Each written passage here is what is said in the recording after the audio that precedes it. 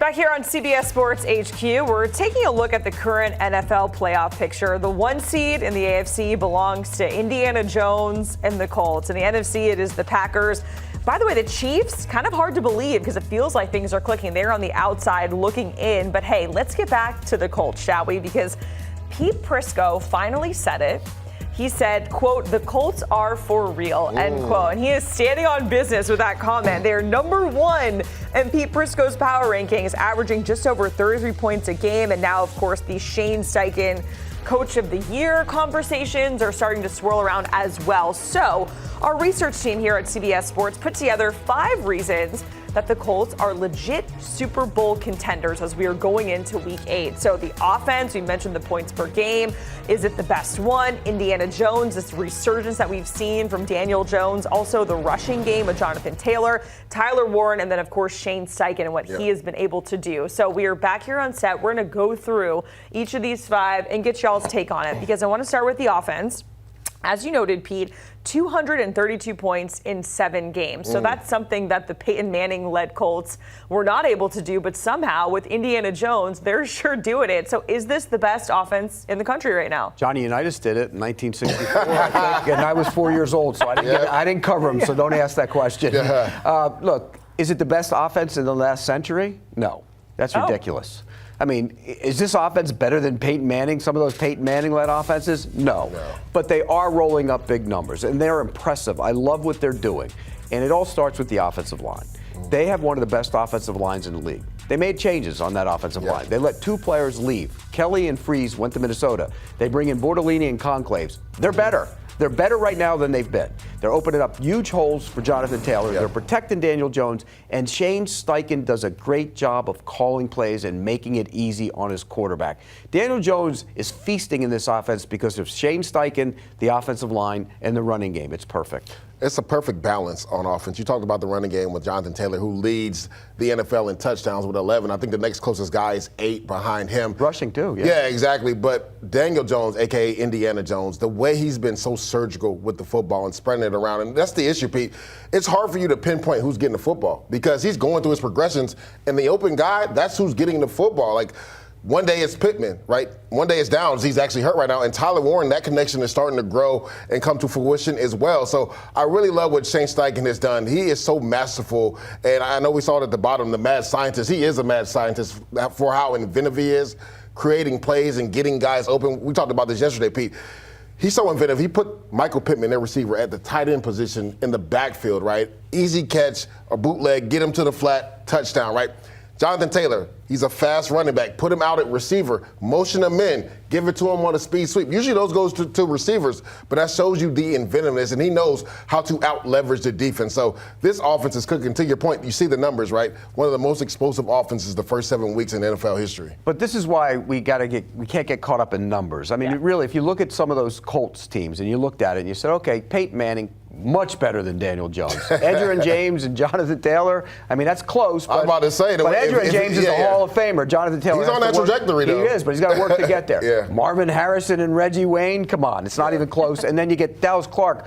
He's a special tight end. Really good tight end. Let's stop with that because not as good as that offense, but they are rolling up big numbers. Correct. All right, I'm going to stop with the numbers and then kind of get into the intangible world because you look at Indiana Jones, right? Now he's kind of in that conversation of the Baker Mayfields, these guys that have now kind of resurrected their career. And so how much of this is, I know the Shane Steichen, the offensive line, but just being in a different place and out of New York, that's why he's succeeding. Well, I think that has something to do with it. You know, people say, well, he went to Minnesota and he got cleaned off by Kevin O'Connell and all the stink went away and now he's been fine. But it's a great situation. And there are a lot of quarterbacks that get caught up in situations that aren't good. And, they go to teams that aren't good and they struggle. Sam Darnold being another one of those guys. Daniel Jones went to the Giants. It wasn't a great situation. By the way, I remember going to their mini camp when he was a rookie. And I was saying to people, I go, this kid looks pretty good. He might end up taking Eli's job sooner rather than later. Yeah. And I thought he would be a good player. It never quite worked out in New York. But we are seeing it here in large part because of things you said. And what we talked about, the offensive line, Steichen makes it easy.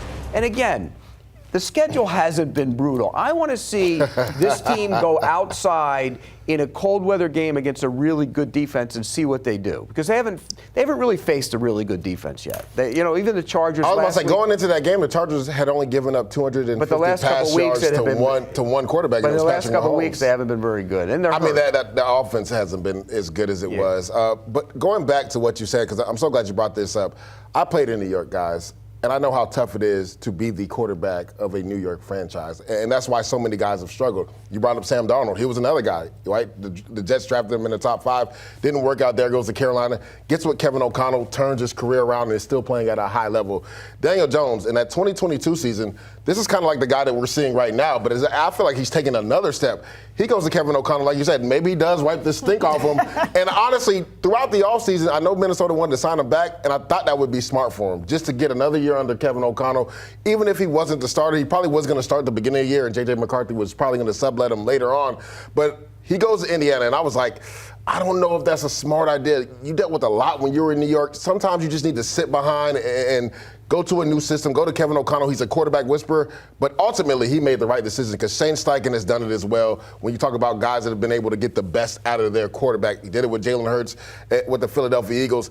And Daniel Jones is playing at a high level right now. And when you look at it, totality of his career, this is the best cast of players he's played with on offense. Right, the offensive line, Saquon Barkley and Jonathan Taylor, I would say, are close. Healthy, because they weren't always healthy. Exactly. Yeah. And then you look at the receivers. These are the best receivers he's played with. And you have a guy like Tyler Warren. He's never had a Tyler Warren to throw the football to. So, to Pete's point, when you look at him coming out, there was some skill set there that said, like, oh, he could be a pretty good player. He's a mobile quarterback, a big, strong quarterback, can make all the subsequent throws.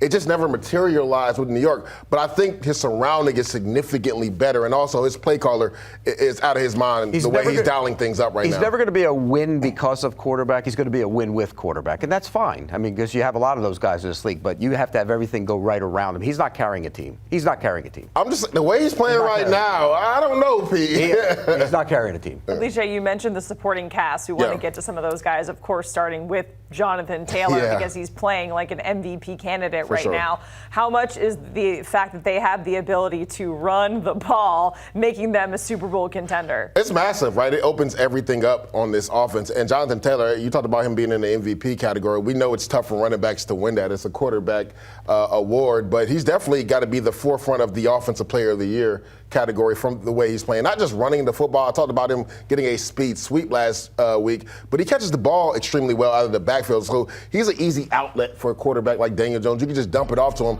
and he's going to make a few guys miss it. You see it right there. He's number 2 in rushes, number 1 in rush yards, and number 1 in rush touchdowns. Anytime you have that on your team, it opens up the entire offense. So Jonathan Taylor, he doesn't get talked about enough when you talk about the top backs in this league. He's consistently finishing the top 3, like 3 years in a row. He is now airing up in that era of being the best back in football right now. You see the odds to win MVP. He's at plus 5,000, which says something for a running back, because everybody else on that list, as I said earlier, is a quarterback. Well, it's a quarterback award. He probably isn't going to win it, but he's the MVP of that team right now. I don't think there's any doubt about that. If he's not there, it doesn't make it go. It doesn't go. And again, the holes are enormous. Yeah. They've done a great job opening holes for him. He's not getting touched. He has the ability to turn short runs into long runs, though, and there aren't a lot of guys in this league that can do that, and I think that gives them another dimension to their offense. All right, another weapon that they have is tight end Tyler Warren. Yeah. The chess piece is what they're calling it. How much has his versatility helped to elevate this team? Because you can utilize him. You can find him anywhere on the field catching passes. It's amazing how they've been able to use him. He's a guy that they've used in the Wildcat. He's a guy that you can put in the backfield. He's a guy that you can put out wide. And he did some of those things at Penn State. So I love, and I thought this was the perfect team. Like, when we were doing our mock drafts, I had him going to the Colts. I was like, Shane Steichen is going to use the crap out of Tyler Warren. And it's been great to see Daniel Jones and that connection down the seam on out routes right here, right? Strong hands at the catch point. He's a guy in the red zone that's a big target, helmet and above, that's where you want to throw the football. He's able to separate like a power forward and box guys out for touchdowns. So it's been great to see the maturation of Tyler Warren in this offense. I was wondering, Pete, because they have so many playmakers, how were they going to integrate them? They've done a really good job of doing it. Yeah, and I'll be honest with you, he's better than I thought he was going to be. I thought he'd be good, but he can end up being truly special. And the way they use him in that offense, like you talked about, get him into so many different formations and get him, bootleg one way and throw back the other way. And they're creative with him, and that goes to Shane Steichen. But this is a nice, like you said, chess piece to have. You said creative with Shane Steichen, and we keep having that conversation about the play calling, whether it's with Tyler Warren, Michael Pittman, Jonathan Taylor. So how much is that a factor, calling him the mad scientist here, Pete, with the play calling and everything? He's the coach of the year right now in the NFL, and I don't think there's any question about that, and he's earned the right to do that. He's always been a good play caller. He's been restricted by his quarterbacks. I mean, when you look at his quarterbacks, that's kind of the funny thing about this whole situation. Yeah. They had a quarterback competition, remember? Correct. It was Anthony Richardson or Daniel Jones, and now that's almost laughable to even think about because Daniel Jones has played so well. But give a guy like Shane Steichen a quarterback who is functional in an offense, and he hadn't had that. I mean, you talk about Gardner Minshew, and he's not functional. I mean, he turns the ball over so many times. The bottom line is he now has a guy who can function in his offense, and you're seeing the results of that. Again, though, when he has to do it, in crunch time, on the road, against a good defense, something we haven't seen, will he do it? Did it versus Arizona. Did it versus Arizona? That's at home against a backup quarterback, Leger. No, it was at Arizona. No, that was at home. It was at home. But he did it. Arizona had a pretty good defense, and their offense has actually played better with Jacoby Brissett at quarterback than Kyler Murray. Yeah. I mean, you're at home against Arizona. You're not on the road against one of the better teams in the league. To your point, I would say this. It's interesting how the playbook opens when you can trust your quarterback, right? And that's what Shane Steichen is doing. I'm going to go from the defensive standpoint because we talked about this, Pete. This defense is starting to come along the last couple of weeks. And when you have a dominant defense, it's usually because you have a dominant three technique. And DeForest Buckner still is playing at a very high level, right? Latu is starting to come along. Samson Ebukam, I believe, had a sack and a half this last game.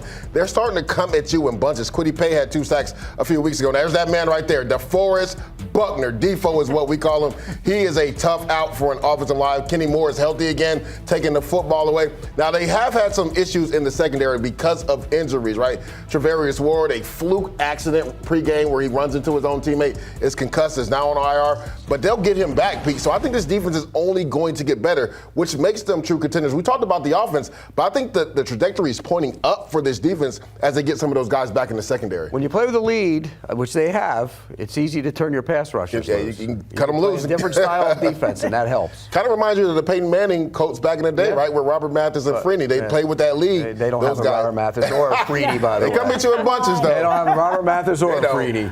Okay, the outlook then. What's the projection for the Colts the rest of the way this season? I think they win the division, right? When you look at it, Jacksonville, we thought maybe could push them. They've kind of faltered the last couple of weeks. I know it's hard for you to hear that, Jack. That's all right. I've been hearing Me and it a Pete lot. both had the Houston Texans winning this division. They have a gauntlet of a schedule. I don't see how they could overturn this thing. So, honestly, if the Colts continue to play the way they played, and the thing is, since they weren't in the first-place team last year, they don't play the top teams on the schedule. Now, it does get a little bit harder, I want to say, in November and beginning of December. But the outlook looks like they could be the number 1 seed. You see it right here, right? They play the Tennessee Titans. Pete already gave them a win for that game. They have at the Steelers. Then they play the Falcons in Germany. Then they have at the Chiefs, right? But then they have Texans, Jaguars, Seahawks, 49ers, and Jaguars, Texans. That's tough. The 2 Jaguars games will probably decide whether they win that division. And by the way, they never win at Jacksonville ever. So they don't. But they win at home, though. Yeah, they win at home. But the way that offense is played to win a division. Correct. The question becomes, can they do more? And if they get home field advantage, they can do more. Yeah. If they don't have home field advantage, we don't know. We're going to know more about them when they go on the road and play some of those games. That's when we're really going to know more about it. Look, I said the Chargers game was a proving game for me. They proved it to me. But when a game is tight, late in the game, on the road, in bad conditions against a good team, can this team do it? And if they do it, they're going to be legitimate Super Bowl contenders. The one thing I would say, what always travels is that offensive line in the run game. Yeah. So that's what they can lean on in inclement weather. So it'll be interesting to see when it does get November, December, and colder. I think they'll lean on Jonathan Taylor even more. All right, let's put this team in the elements then. Leger, Pete, thank you guys so much.